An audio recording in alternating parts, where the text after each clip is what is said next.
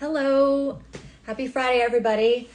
So I wanted to jump on live, my first of many lives, to talk to you about a topic that I've posted about recently on the feed, how to get started with meditation.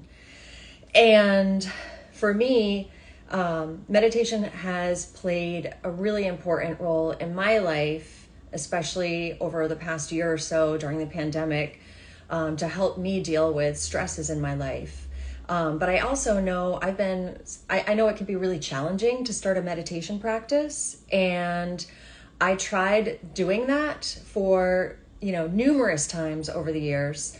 And I know that maybe some of you are struggling with it. So I wanted to come on and, tell you a little bit about my experience and also give you some tips on how you can start, especially if you're a total newbie.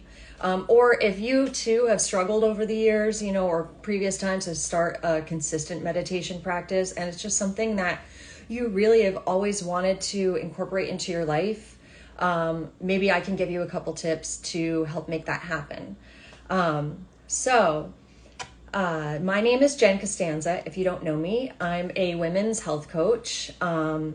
And I'm focused on helping women who are dealing with stress and exhaustion and basically burnout and all of the health impacts that can have on your life. And the reason why I like helping women who are in that position is that used to be me.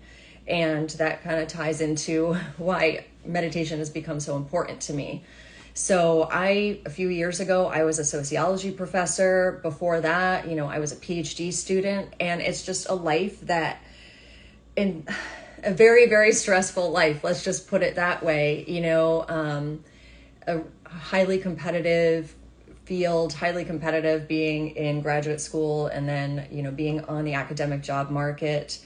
And my stress for years was at a really all-time high, to the point where I was sometimes getting panic attacks, like in grocery stores or when I was shopping for a couch. I remember it once happened. And I always wanted meditation I knew that there were benefits to meditation, that it could, help me deal with stress and anxiety and help me focus, and help me do a better job at my job, at the work that at the time I was really, really passionate about. But I could just never seem to make it work. My first time I remember trying to start a meditation practice, it was maybe 10 years ago. I remember I was living in Guatemala at the time. I was doing my dissertation research, and I had really gotten into Baptiste power vinyasa yoga. Maybe you've heard of it at some point. Basically a type of power yoga. It was the one thing, type of exercise I could do to calm myself when I was, down there. And I had his book, 40 Days to Your Personal Revolution. Really awesome book. You should definitely go check it out. And anyways, a big part of that was doing a 5-minute meditation in the morning and a 5-minute meditation at night for week 1. And then it moved up to 10 minutes in week 2 and 15 minutes in week 3. Well, I got through, the 5 minutes in week 1 and then 10 minutes in week 2. It just, it was like kaput. And then I just gave up. And, same thing, a few years later, I tried again, and same thing happened. I'm trying really hard. I remember I was writing my dissertation at that point, trying to do this 40 days to your personal revolution. I thought it would, make me better at what I was doing, and I just really needed that life transformation at the time. And I could just never get past that 5-minute mark, and I felt totally defeated. And then again, I remember, when after I'd finished my degree and I was teaching sociology in Providence, I remember sitting at my kitchen table trying to do even the 5 minutes in the morning and just struggling through it. And, for some reason I'd close my eyes and I would start, twitching. Everything felt uncomfortable. And so anyways, I started and I gave up so many different times. And I wish that I'd realized then what I know now is that, meditation, it doesn't, there's a lot of different ways to approach it. And that 5 minutes or even 3 minutes is okay. Whatever you're doing to start off is okay. So I wanted to give you some ideas for how you can get started if you've had kind of a struggle similar to the way that I have.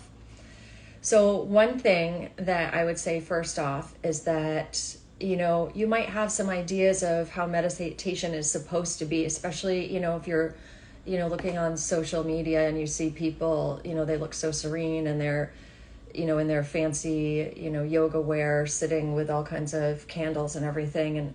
And it doesn't have to be that complicated. And it also doesn't have to be, you don't have to be sitting for 30 minutes, for instance. The most important thing is consistency. Consistency, like doing it every day, is so much more important than the amount of time that you're actually sitting and meditating. In terms of if you want to be able to experience the benefits of meditation. So the idea is, strategize for yourself. What would you need to do in your life in order to stay consistent, right? To be able to do it every day. And that might mean thinking about, where are you going to do it in your home? If you live, if you have kids, if you have a lot of people around, then it can be really challenging to be able to carve out a space for yourself. I'm totally new to this, so bear with me. I'm trying to read comments. Sherry, Monique says, that's so true. It's way better to be consistent, even if it's just for a few moments, than not to do it at all. Yes, totally, right? Because I feel like, especially with stuff like meditation, we beat ourselves up about it, if we're not doing something right. So yeah, I totally agree. And, consistency, how do you stay consistent? Like I said, it's just thinking about what do you have to do in order to make something consistent, to be, basically you're creating a new habit in your life, right? So, for me, it was working it into my morning routine and just having a thing where I get up in the morning and I know what I'm going to do next. I'm going to feed the cat and then I'm going to sit down for 10 minutes and initially just 5 minutes and meditate. From you, maybe it would be something different. Some people, it's better if they're doing it at night. You have to find what works for you, right? Another thing that I would say is, there's a lot of different approaches to meditation. And, I have a friend who is Buddhist, and he actually left his corporate career years ago. I met him in Providence. We used to hang out in Starbucks all the time, and he was always, trying to convince me to get into meditation. There was another point where I tried and failed. And, I talked to him about this the other day, and he was telling me, there's so many different ways that you can get into meditation. And I think that, if you are really struggling and you're dealing with a lot of stress in your life and you're super busy, probably the best way is going to be like an easy way. Just putting in maybe 5 minutes a day. So let's say that you were going to do 5 minutes a day. What would that actually look like? So one thing that you can do, probably the easiest or most common entry point, is just focusing on your breathing. So you'll be sitting somewhere. Maybe you're sitting on the floor on a pillow in your living room. Maybe you're sitting upright in a chair. You just have your hands lightly resting in your lap. You're closing your eyes and you're breathing, and you're just focusing on your breath. Now, thoughts are going to come into your mind, of course. You're never going to have a blank mind. But when those thoughts come and you notice them, try to push them away and just return your attention to your breath. Sometimes, and this was definitely the case for me, focusing on my breath, it just wasn't enough. It actually gave me some anxiety at that, when I was trying it. And I needed a little bit more structure. So I actually focused on a particular style of breathing. And there's a lot of styles of breathing out there that you can use for meditation. But I'll give you one example. It's called square breathing. And what you'll do is you'll inhale for a count of 4, you'll hold for a count of 4, you'll exhale for a count of 4, and then you'll hold for a count of 4 before you inhale again. So it would be like this.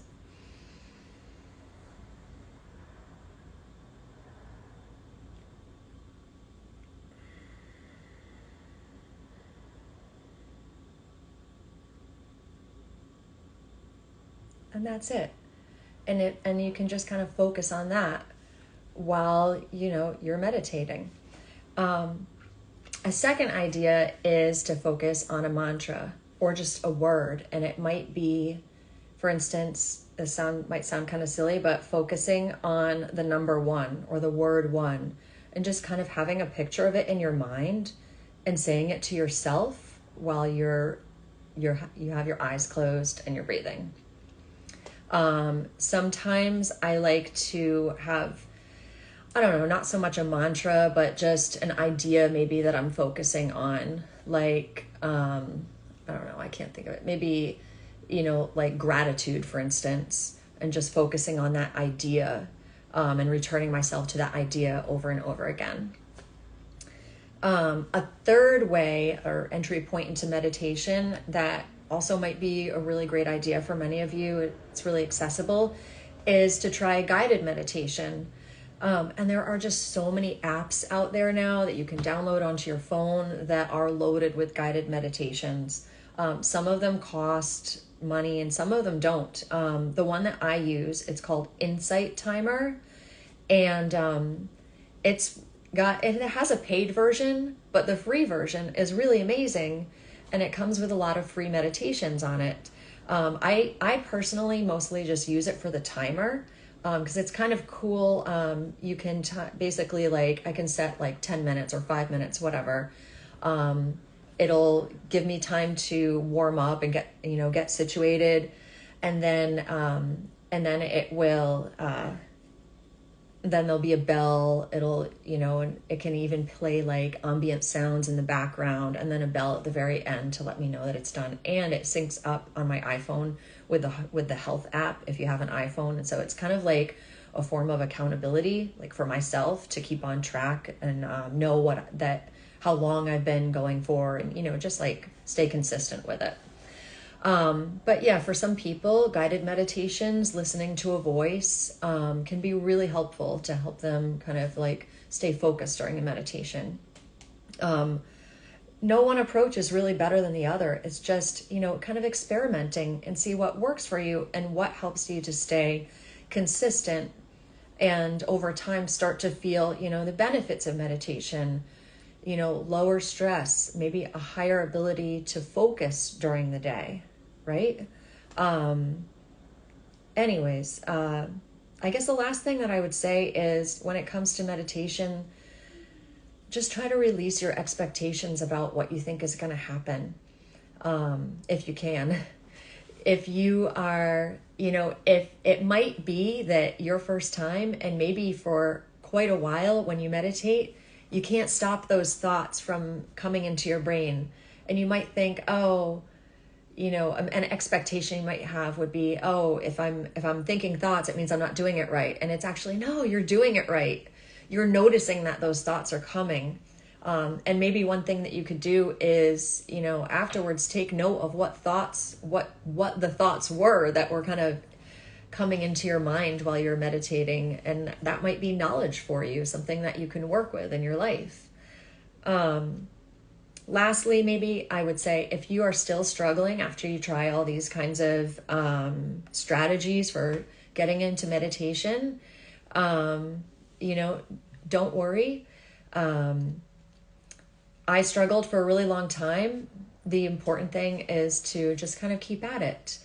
And if 5 minutes is too long, if it's, making you twitch like it did me a long time ago when I was at the precipice of chronic stress, maybe drop it down to 3 and maybe that'll work out for you, and just stick with that for a while. Just do what works.